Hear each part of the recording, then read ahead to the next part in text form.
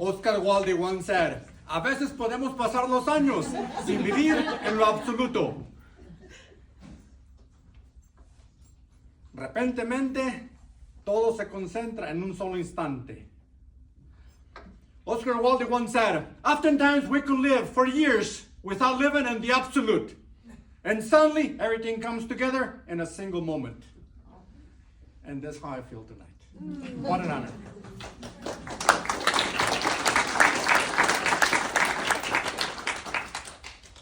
The French often say, the beauty of life, the essence of life is about a place, an event, a moment, where we create vivid memory, more in our heart than in our mind. Because memory in our heart stays for us, with us forever. And again, that's how I feel today. A moment, a place, a person, an event, an accomplishment. And talking about accomplishment, it takes me back to the early 90s. A few years prior to that, I was graduating from high school, and I was told I had no hope in college. Join the military or go do labor work. Join the military, very honorable. I was about 110 at that time. I did not see myself in the military. So nonetheless, a mentor of mine said, you have to go on to college. So I did. I went to Western Texas College. I'll make it quick. Western Texas College. There, it was my good fortune that I met another mentor who said, you know what? You have potential, but we have to find the right place for you. The place that will prepare for you, will prepare you. And that place was Soros. So I came to Soros. I lived on this campus for 2 years on the dorms. And I was confused, still with that in the back of my mind. Am I going to succeed? Am I going to be able to make it in college? Will I be able to graduate? And then it was my good fortune that I met. Oh, by the way, at the same time, I was being mischievous and deviant.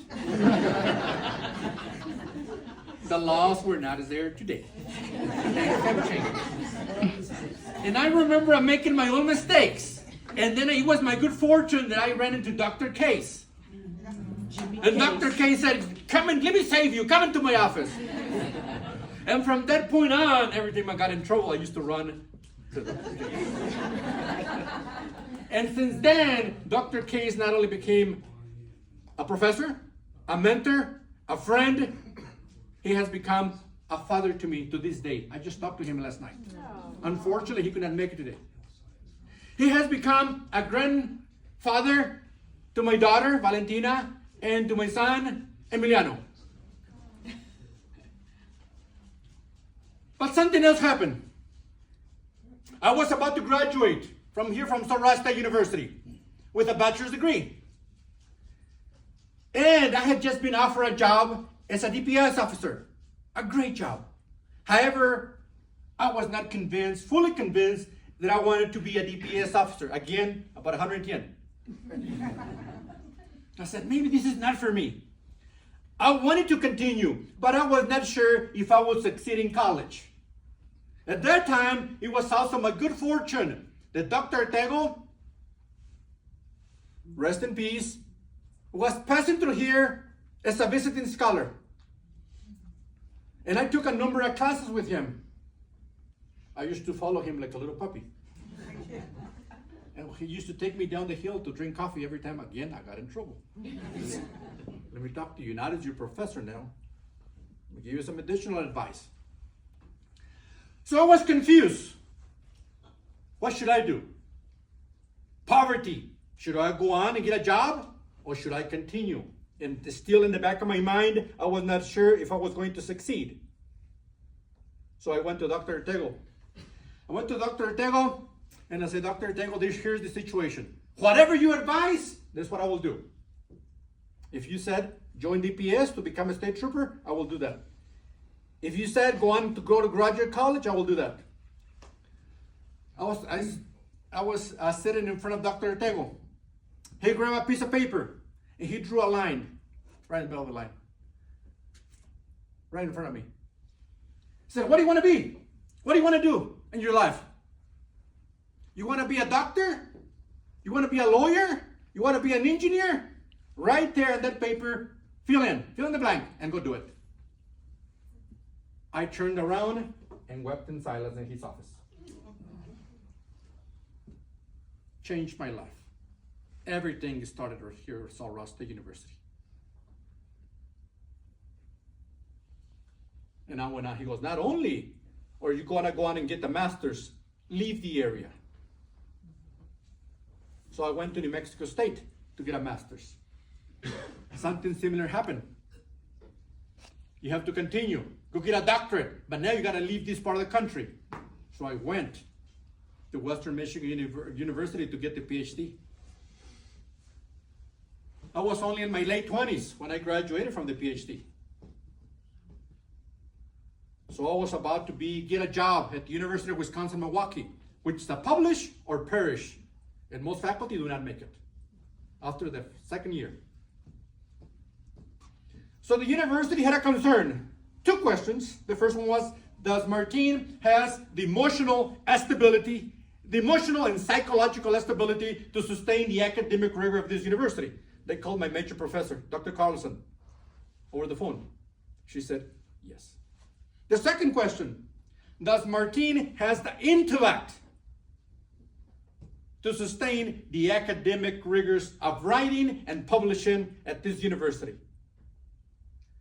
And she said something over the phone, a phrase that she had already shared in a 3 single-space letter of recommendation to the university.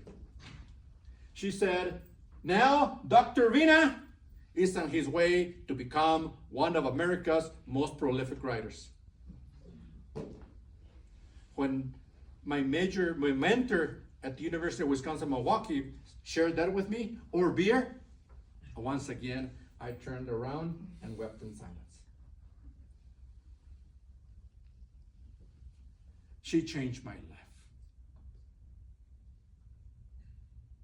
The significance of mentors, but also everything, once again, everything started right here at Sul Ross State University. I often tell my students, I've been teaching for almost 3 decades now, in 7 different universities. The first one was at the University of Wisconsin-Milwaukee.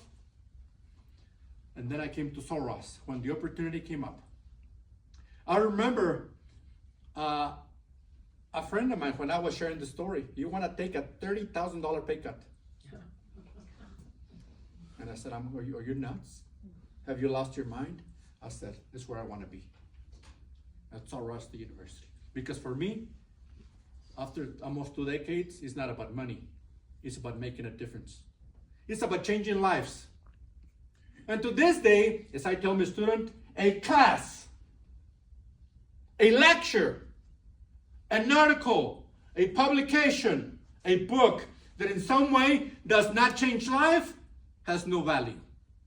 At that moment, it's time for me to go do something else. I also tell my students, we have some of the greatest minds right here at Sul Ross State University Alpine campus, RGC campus.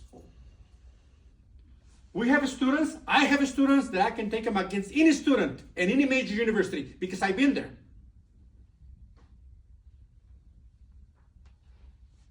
I said, never feel neglected, belittled because you're at Sul Ross.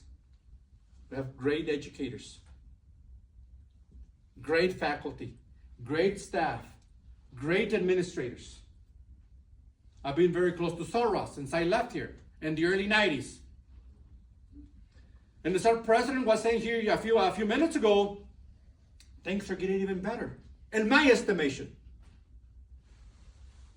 including these recognitions.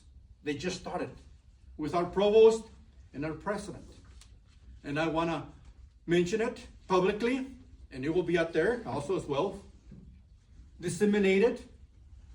that I feel very honored, and I think all of us should feel very honored with our provost as well as our president for these new initiatives. To motivate, to move, to inspire. It's a symbol of what? Inspiration, hope, and at the end of the day, respect and human dignity.